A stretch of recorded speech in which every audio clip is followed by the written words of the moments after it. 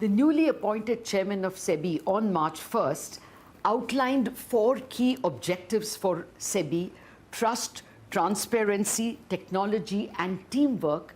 And today we have a 5th T to elaborate on this. The author of all these statements, Mr. Tuhin Kanta Pandey, the new SEBI chairman. Thank you very much, sir, for your time. Well, let me first start with the trust and the transparency part. The previous chairman had already set in motion the controls on F&O. We saw the first tranche of controls came in, only 1 expiry per week per exchange. We are eagerly awaiting the second set of rules. When do you think we will hear of it, and what will be the main constraints, if any? I think the SEBI had put out a consultation paper, yes, and we received about 800 comments, yeah, some supporting the position, some suggesting some alternatives, something in between. So we will take a considered view and will come. Basic premise is that we should make systemic improvements and also provide, while the F&O market is very important market for price discovery, for hedging, we also don't want it to be, like reduced to one single problem that we were facing on index options on the expiry day. Yeah. That was our key problem area. So therefore, we need to, clearly define the risk metric, and we are trying to, we'll bring the delta in terms of, the options. Yeah, I thought it was more, besides the risk metric, the end of day counting of options or intraday. And it is now, look, I mean, there were enough articles written on it that the intraday positions are so high that some limits need to be put, and the limits should not only be on end of day. So should we expect that there will be intraday limits? Because that's where the HFTs seem to be taking the game away. I think we will have to take a clear call on not really exactly what we had proposed in the paper, but exactly what will be more practicable, and taking into consideration all factors. So we will bring about necessary changes accordingly. Okay, you can't give us any clue on whether it would be intraday or end of day limits? Not at this moment. Okay. All right. Let me come to the other issue that is rankling the market on this trust transparency issues, and that is this SME IPOs, sir. I mean, we have seen Gensol is now. Just before that, we had that, I think it was what, Trifactor Technologies. There are enough number of SME IPOs. Are there some new rules being written? There is an inherent conflict. When you ask the exchanges to control them, they make money out of them. So it doesn't seem to be an effective, they don't seem to be functioning as a first line of control. I think one of the objectives of bringing SME IPO are a little light touch regulation for them was exactly to facilitate the SMEs to access capital markets, where the cost of accessing we have to see the cost is relatively down, and it is easier for them to access capital markets. So I mean, we have a very large number of SMEs, and so therefore in order to enable them to do that, whether we could have the same onerous requirements as the main board was the issue. Yes. And it was, so I think we are watchful if there are certain aspects where we have, for example, brought in some changes in terms of profitability criteria, in terms of usage and deployment of funds post IPO, also on the fact that this money cannot be simply used by loan repayment of the promoters. But I think the merchant bankers, they need to do a better thing on this, and we expect But do you expect it to remain with the exchanges because there seems to be a conflict of interest? I don't think that is, in a way, in any in anything, even if it is approved by the SEBI, the exchanges will have to be paid their fees. So therefore, the transactions will have to be carried out in the exchanges. Okay. So only the processing part, like clearing the document, that was what something which was SEBI passed it on to. But we will be watchful of the situation, and if we find that, if we find that this is a very widespread phenomenon, even after whatever the changes that we have anticipated, then we will review it. The second tranche of F&O rules, when should we expect it? Well, I can't give you the deadline, but... No, I mean in a month, even a broad ballpark. I think very shortly, yes. Within a month, I think we should be able to arrive at, yes. Okay. Now let me come to the other issue that you have already announced as one of your first announcements. This conflict of interest disclosures for SEBI's own officers. Do you notice any gaps in the current disclosures? Well, this is not only for SEBI's officers, but also about the SEBI board members, including chairman. Yes. So the gap is, I think, one is 2008. This was set for the board members.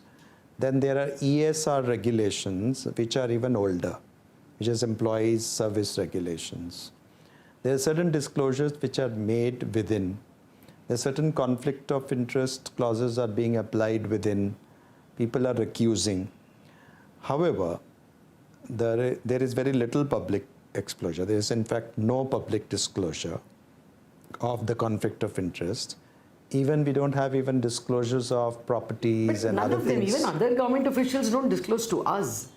It is to the appointments committee or whoever they disclose. We don't get to hear. No, but at least some disclosures are there. Even, for example, the property returns, the immovable property, even for all government servant, is out. And I think SEBI also is also slightly a regulator where we find that we should be more proactive in terms of this regime.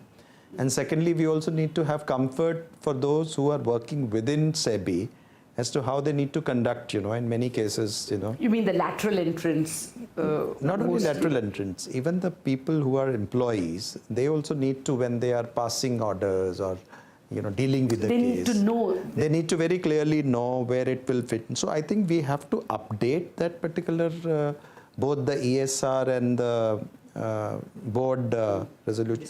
Secondly, we also need to have a framework how they would be recorded, because we need to know who has recused for what and rationale, so that have some database, and also have public disclosures.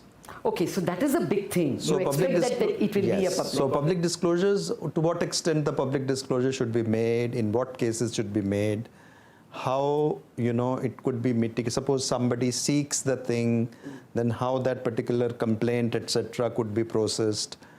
If there is we will, the committee obviously will look at the best practices for other regulators in the world as well.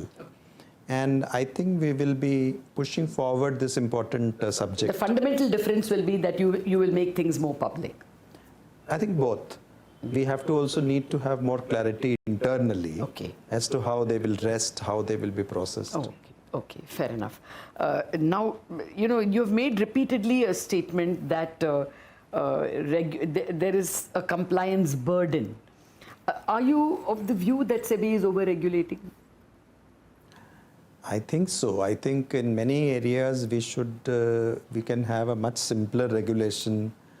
Many regulations were contextual in nature, and some of them have been changed also. For example, LODR was completely changed in 2018. Similarly, the regulations were updated, but not all of them. So therefore, there is a need for relook at the regulations.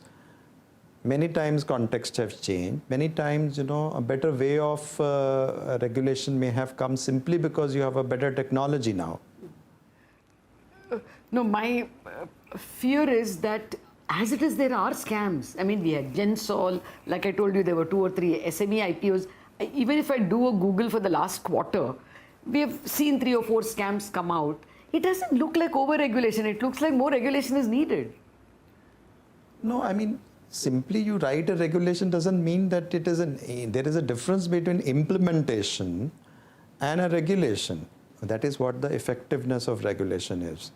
Like wherever the risk is higher, that is where we have to concentrate. If we try and ask too much of micro, that may not be our game. Secondly, we also have to clearly say that we can't be in every boardroom. So the question is it asking too much of a tick boxing? In many a case, it is a false disclosure. The disclosure will come, but that's false. Yes, that's what we discovered. So therefore, what we need to do is how effectively you can have a check and balance where these disclosures are stemmed in the bud. But is there a feeling in government that there is over-regulation? Because that seems to be the general feeling that, and I think it also may kind of demoralize people within SEBI also. If you're constantly told that you have, you've overdone, you're over-regulated. No, SEBI, doesn't it? Number one, this is not something that I'm telling SEBI. All our staff are fully engaged and energized into re-looking at things. Many a time they have been feeling also. See, the question is, it's like a spring cleaning. Many a time what happens is when you are in your house, and not that, this is something which is happening for the first time. I must give credit to successive leadership in the SEBI that from time to time they have re-looked at it, they have contextualized it, they have brought in new regulations, they have, shed the old. So it's not something that, like it is like spring cleaning. Every time you keep on doing it, every Diwali you want to do it something and then you accumulate and then you shed also and you contextualize. This is something which is exercise which is really being done by all the divisions. I mean, they have begun it. They are enthusiastically doing it in terms of, because it is also when you are having a regulation, and if there is too much of information, then you have to also process too much of information. If you just bring that information and just keep it rest, then what's the point? So therefore, they would also like to be, they would like to be smarter. So I think SEBI wants to be a smart regulator. Okay. Well, let me come to the other issue of, ASBA for secondary market. This blocking of the amount for primary markets was done for IPOs, and we were expecting it will happen in the secondary market. Is that something which is on the anvil? Yeah, we are looking into it. Okay. We are looking into it. But will it take a long time? I will let you know. I mean, I just have to take a stock of the situation. Because the brokerages are sitting on a lot of money. There was somebody the other day who said that some 4.5 lakh crore of, customer idle funds are sitting with custodians, with brokerages. I mean, why are people able to offer zero brokerage? Because float is there, they're making money on that. So will ASBA in secondary market be a priority for SEBI? I think we have to really see the whole ecosystem moves together. Okay. And as you say that, the level of float has come substantially down in our system. The India itself, took a lead in going to T+1 settlement.